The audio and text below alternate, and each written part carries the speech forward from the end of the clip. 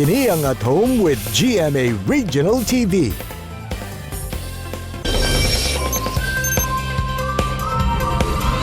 Welcome back mga kapuso! Luyo sa mabungahong kultura sa Talaandig Tribe sa Bukidnon Province. Atong sayron kung padayon pa ba ang pagpanahi sa ilang tradisyonal nga sinina, pinaagi sa usa ka miyembro sa maong tribo, si Ma'am Salima Saway Agraan. Ma'am Salima, mayong buntag ug welcome sa At Home with GMA Regional TV. May buntag po, sir, sa inyo tanang diha, sa tanang staff ng Lubindi ko.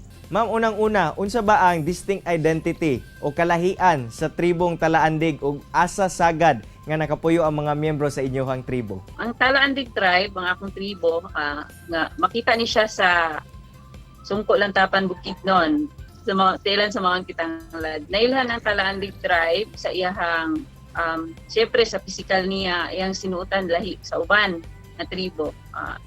Para sa mua, diin ang mga simbol ng ipangbutang diin ni adunay implikasyon kung unsa ang among baruganan o unsa among history nagiagian sa amo ang mga katikulangan sa una nga nahimo siyang tatak nga Talaandig para sa color sa among sanina naa siya'y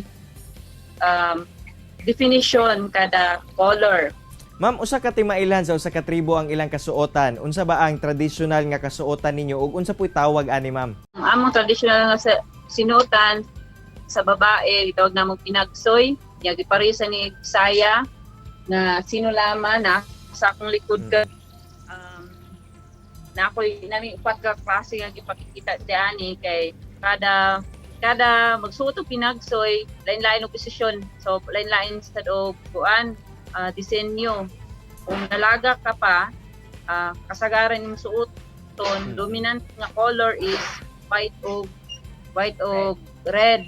Then ang sa elders na siya sinulaman na siya, nanay black. So sa lalaki nami sa liko nasa ni long sleeve nyo kasi sa kuan sa sanina dahil nami parsunes sa lual. Ma'am, gawa sa pag-uma, usasab sa inyong panginabuhian ang kining pagpanahi sa tradisyonal nga sinina. Asa ka nakatuon ani, ma'am, personally? O unsa ang story behind ani?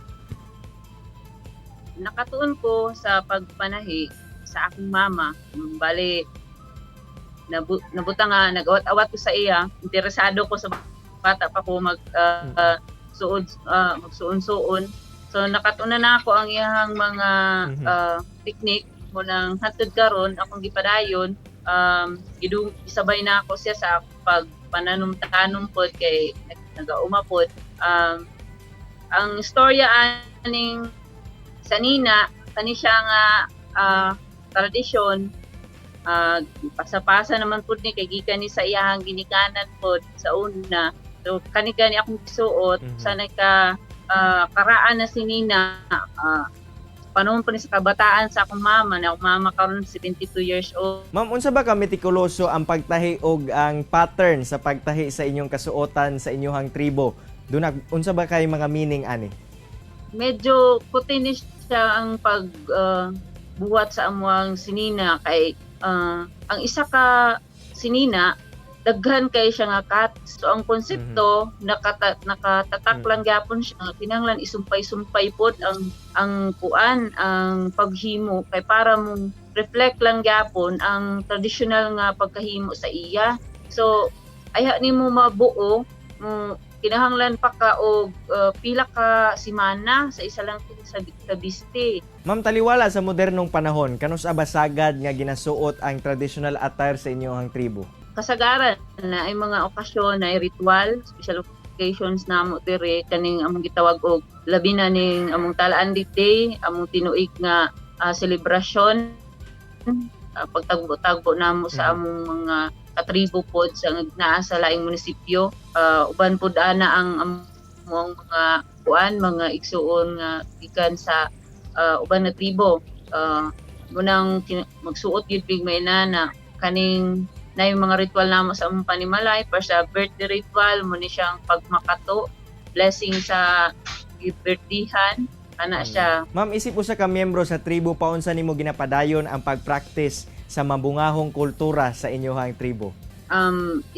Tip Talaandig, usa lang sa akong ka-contribute na aron ma-promote o ma-preserve ang kultura is ang kaning pagtuon pod sa mga kahibalo sa katigulangan para sa aning pagpanahi o pagpanulam.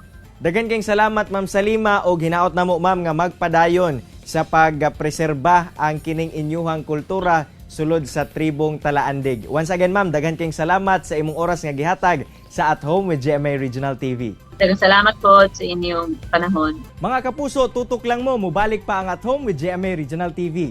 Kini ang At Home with GMA Regional TV.